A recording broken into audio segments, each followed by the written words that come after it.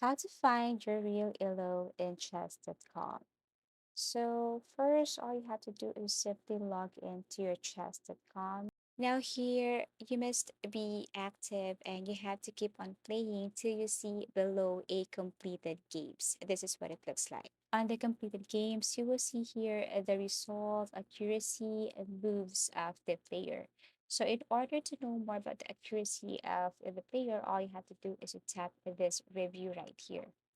Once you click review, and then this is what it looks like. Okay, so we have daily live computer. So all you have to do is to tap this review if you want to see your details or the player's details. So if you tap this review right here, and then it will take you directly to another page.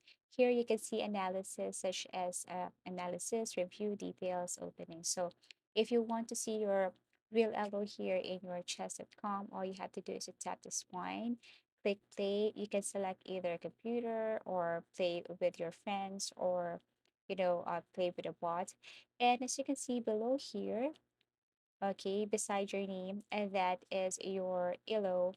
And that's how easy it is to see and know your elo here on chess.com. Okay, so elo is only a ranking system used to determine each player's relative skill level in games such as chess.